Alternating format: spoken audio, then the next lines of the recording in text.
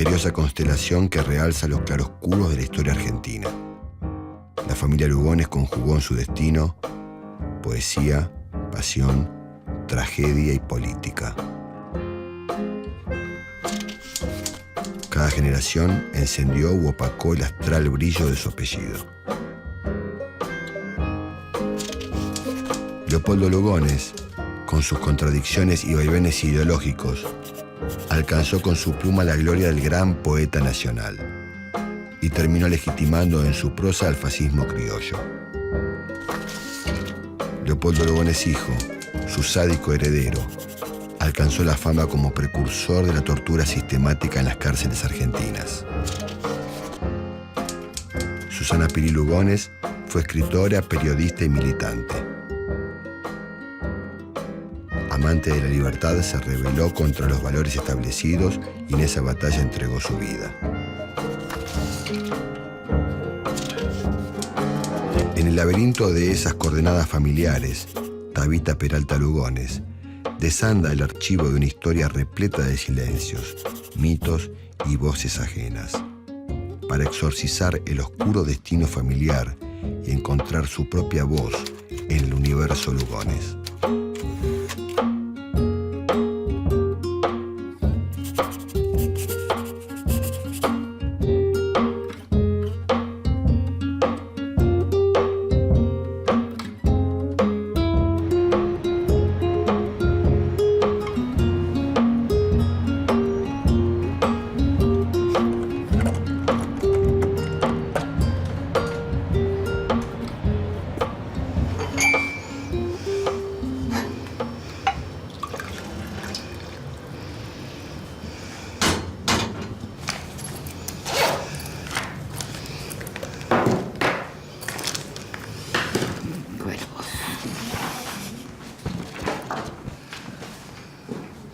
No se recuerda, no puede recordarse.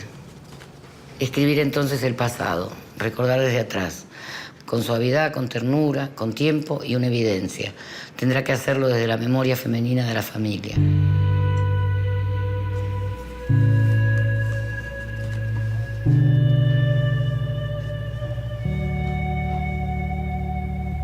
Voces de mujeres, de otras mujeres que la hacen y la rehacen también a ella. Voces que recordaron en otros momentos a otras mujeres y así infinitamente.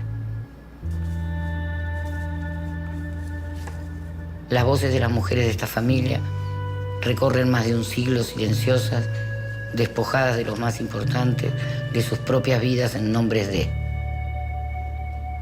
Algo que las convierte en fantasmas sobrevolando la vida de los otros. Y sin embargo capaces de edificar un edificio más sólido que cualquier poema, que cualquier objeto, que cualquier amor. Las mujeres de la familia, 5 generaciones. Bueno, estaban por este lado.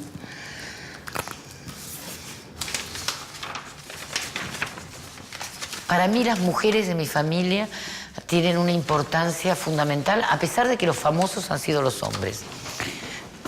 Tiene que ir muy aquí, porque es la familia de los Aguirre.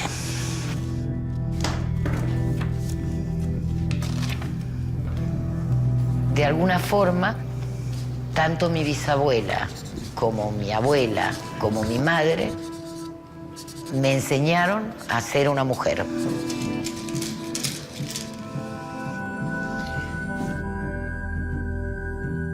Cada una en su estilo, en sus dificultades, ya sea la historia, la manera de actuar, un pensamiento, una manera de moverse, de existir.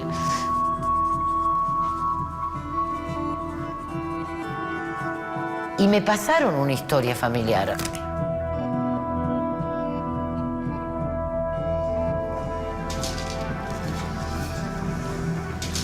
Yo tuve que trabajar mucho en esta tarea de juntar todos los papeles, pero al mismo tiempo tenía mucho material. Tenía las cartas de mi abuela, tenía las cartas de mi madre a su madre, las cartas de mi madre a mí, y voy por el mundo desde hace muchos años guardando y atesorando papeles.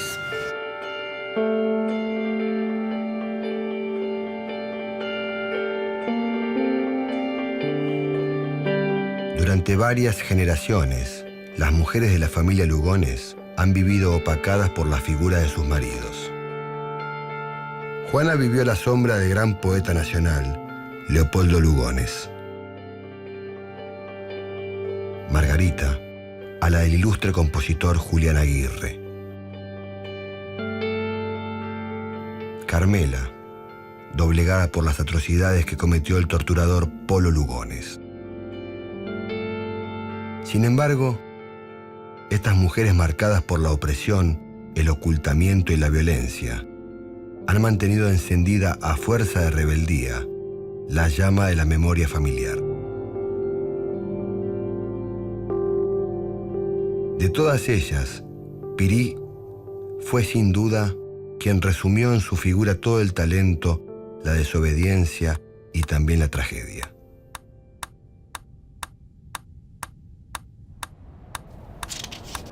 Mi madre nació primogénita de Polo Lugones y Carmela.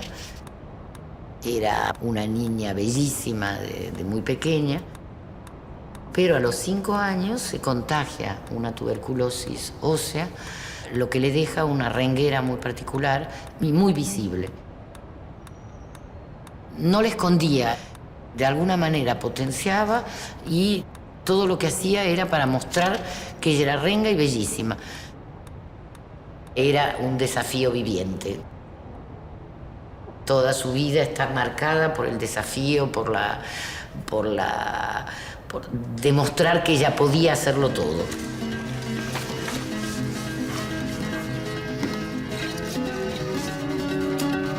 Polo le había asegurado a Pirí toda su vida: como tuviste la tuberculosis, tu pelvis es así de chiquita y no vas a poder tener hijos. Empieza a hacer un desorden. Pirí me tiene a mí, soy la primera. Después tuvo un segundo hijo. Como se había contagiado una rubiola durante el embarazo, Alejandro nació con una mano menos. En la época no se sabía que la rubiola podía producir en el embarazo una deformación física. Y a riesgo de su vida, porque los médicos del hospital alemán le habían dicho que no podía tener una tercera cesárea, se quedó embarazada de mi tercer hermano, Karel, que nació perfecto, lindo con grandes ojos.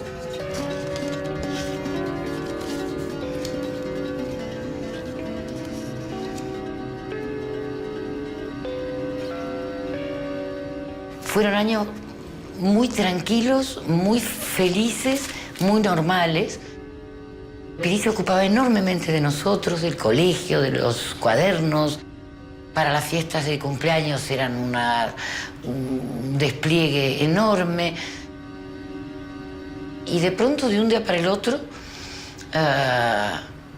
nos juntaron a los tres, muy serios, muy psicoanalíticos, etcétera, y nos dijeron: nos vamos a separar, los papás no se quieren más, pero los queremos mucho a ustedes, tu papá se va a ir a vivir a otra parte.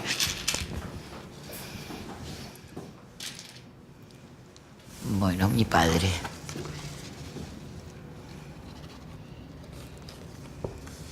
Desde que mi madre se separó de mi padre, yo tengo la impresión de que mi vida cambió en ese momento absolutamente, y supongo que la de mis hermanos también.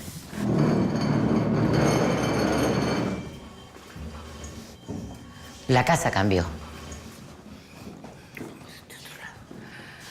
Pirí hizo de lo que era el salón de la casa, hizo su habitación. Yo recuperé la habitación donde trabajaba mi padre. Mis hermanos pasaron a un cuarto para ellos solos, yo por fin estaba sola. Y lo que era el salón de la casa se convirtió de pronto en el salón, yo digo, de Madame Bovary, que es un poco una tontería, pero era como el lugar de las fiestas y las recepciones y la gente que venía y que la acompañaba.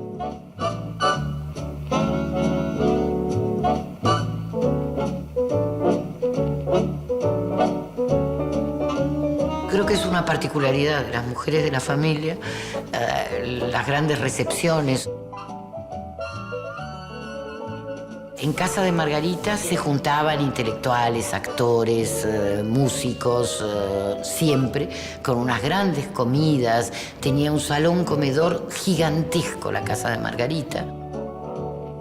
Muchos años después, en casa de mi abuela, se juntaban también los intelectuales, los escritores, los poetas. Y luego, muchos años después, en casa de mi madre, también se juntaban los intelectuales, los músicos, la gente, una élite de gente que hacía cosas. Muchos nombres que hoy son próceres, es decir, Quino, Walsh, Piglia, Miguel Briante, los músicos del Cuarteto Cedrón de aquella época, dibujantes como Miguel Brasco, Juan Fresán, que fue un gráfico muy importante después, Tito Cosa, la gente que hacía teatro, Roberto Alac, la Liliana Hecker. Todos pinchaban dibujos en las paredes, cantaban, escuchaban música, se leían unos a otros pedazos de cosas. Había mucha gente que corría por ese salón de Pirí. Una Pirí de los años 60.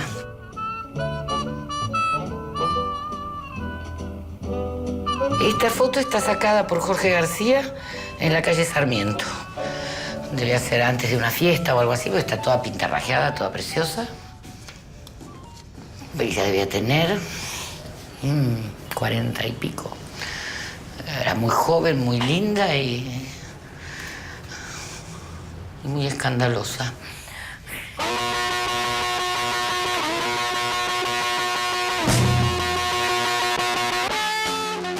La peculiar década del 60 en Argentina estuvo delimitada por los anhelos que alentó el triunfo de la Revolución Cubana en 1959 y por la clausura parcial de esos sueños con el golpe de Estado comandado por Onganía en 1966.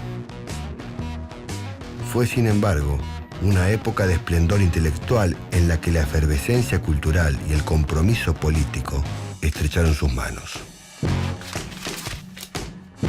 En la ciudad de Buenos Aires, los artistas plásticos circulaban alrededor del Instituto Di Tella. Los escritores, poetas y dramaturgos confabulaban en los cafés de la calle Corrientes. Y los rockeros engalanaban su cueva en el barrio del Once. En este mundo agitado por revoluciones de todo tipo, Pirí organizaba fiestas y reuniones en su living del hogar obrero, unificando y quebrando prejuicios que separaban a unos de otros.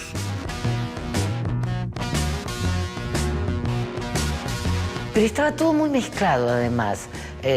La política, la literatura, el sexo, los romances de unos con otros. Yo creo que fue un momento de libertad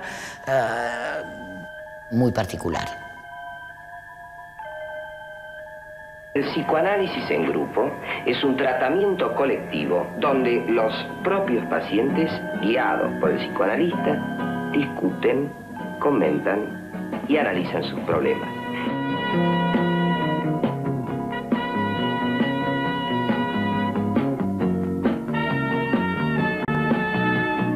¿Quiere un consejo?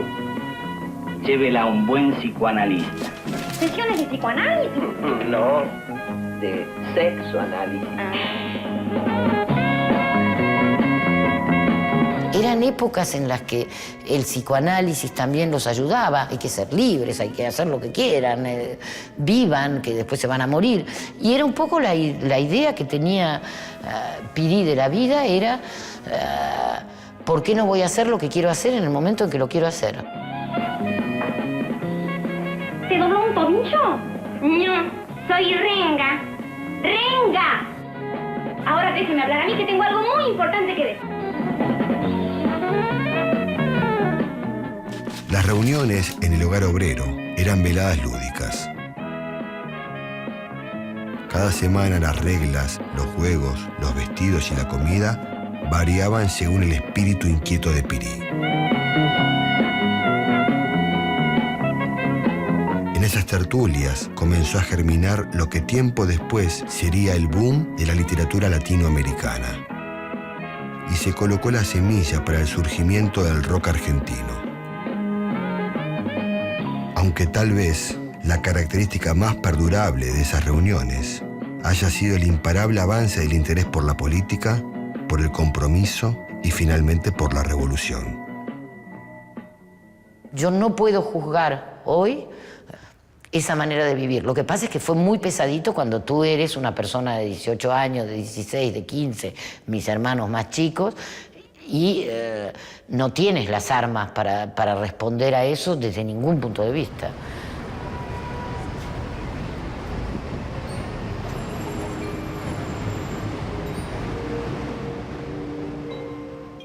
El hogar obrero era visto desde hoy como un conventillo elegante y al mismo tiempo una libertad de amigos, una libertad de entrar y salir, pero y entrábamos y salíamos como una colmena por todos los apartamentos.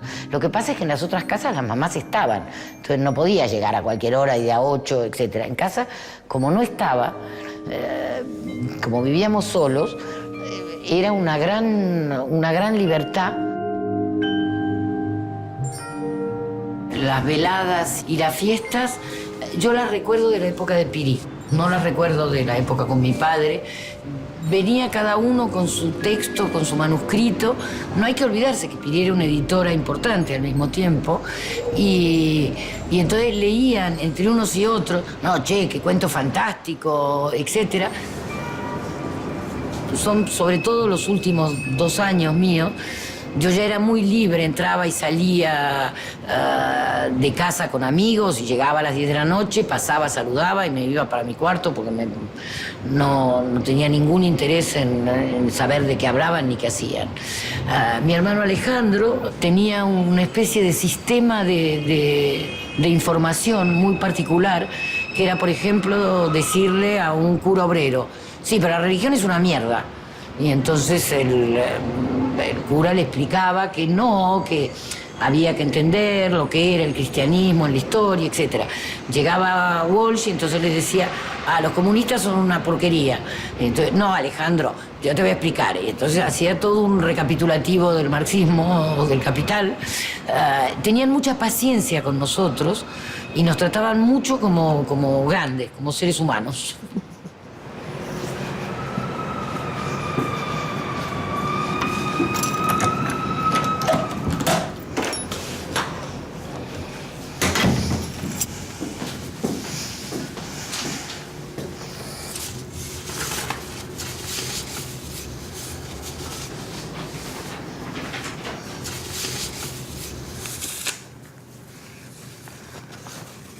Militantes que luchan por la liberación nacional y social de nuestra patria.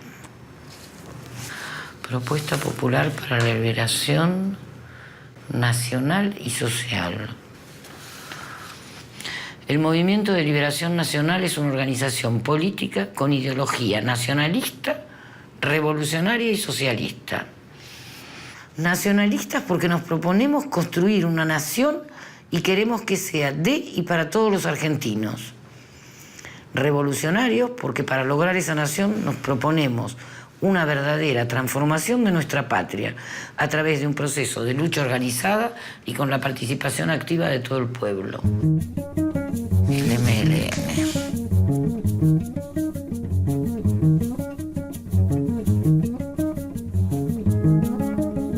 En la década del 60, Pirí dio su primer paso hacia la militancia política concreta, de la mano de sus compañeros de tertulia, Paco Urondo e Ismael Viñas.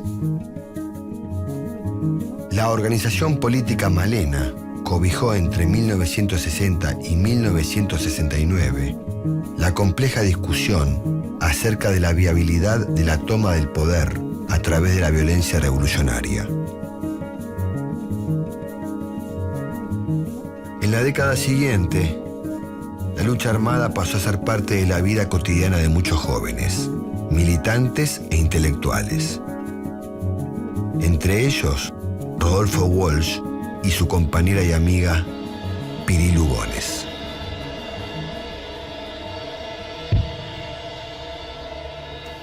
De esta manera, al igual que su abuelo, Pirí coqueteó con la violencia en nombre de la Revolución Nacional. Y si bien las banderas fueron otras, el resultado fue no menos desolador.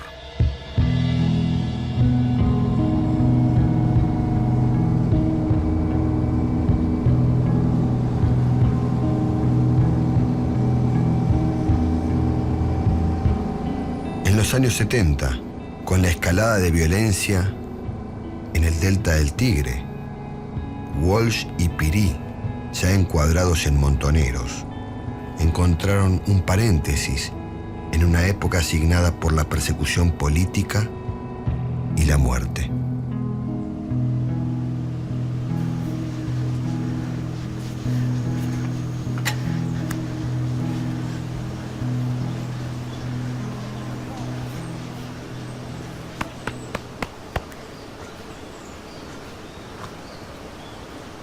Adelante. Hola.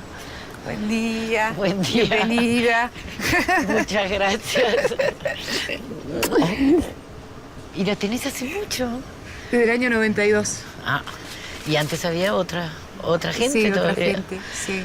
O sea que ha ido pasando. Y la compramos y Yo- no sabíamos que era la casa de Rodolfo.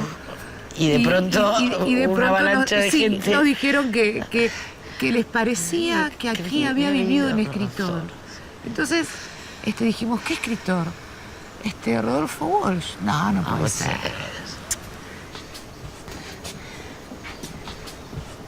Y esta es la casa. La casa original llegaba hasta aquí, hasta esta escalera. Después nosotros agrandamos esta parte. Bueno, y acá está el día que inauguramos la placa. Es una pequeña nota que hizo Página 12 el día que se inauguró, que decía 20 años después en el Tigre.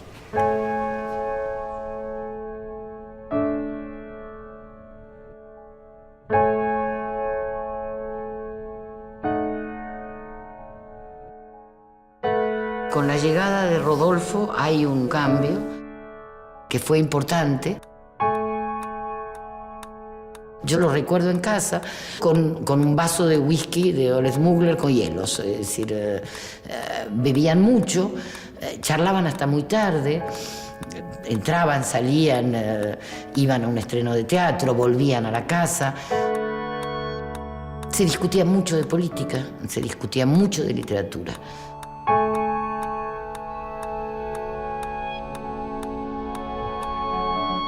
Y quizá Pirí potenciaba toda esta parte de escritura de Rodolfo. Yo no sé dónde leí en algún momento que Rodolfo hace entrar a Pirí en la política y que Pirí lo había hecho entrar en la literatura. Yo recuerdo otra casa de Rodolfo que se llamaba Loreley. Claro.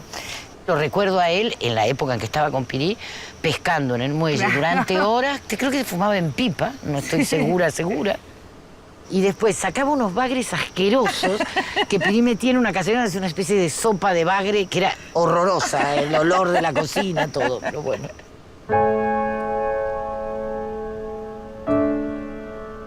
¿Vos sabías que la casa al lado era la casa de donde estaba viviendo Pirí? No. Esto sí que es una novedad, porque yo no tenía ni idea que estuviera aquí, que estuviera tan cerca de la de Rodolfo. No lo sabía.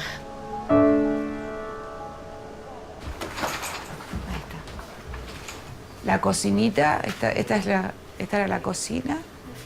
Y si caminas para allá, está el cuartito. Pero había... Sí. Muy curioso estar aquí. ¿Viste? Y sin embargo yo no la recuerdo, esta casa.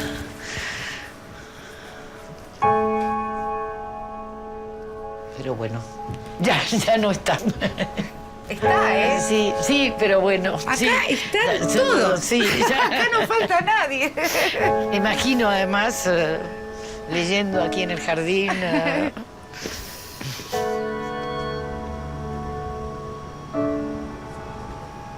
resulta que Piri, cuando alquiló la casa, tenía una bañadera adentro del baño que le ocupaba todo el lugar.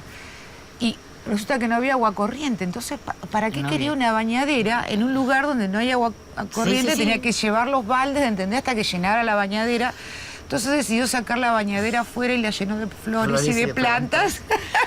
Entonces estaba adelante y cuando íbamos a plantar un árbol en el fondo y veíamos que había algo duro y dijimos, ¿pero qué es esto? ¿Podés creer que estaba la bañadera enterrada? Así que entre todos los vecinos desenterramos la bañadera. Mi cuñado Diego le había hecho toda una cosa de así. De hierro antigua, claro. No la podemos ni tocar, ¿ves? Sí, porque se cae en pedazos. Sí, se cae en pedazos. Pero bueno, acá va a quedar.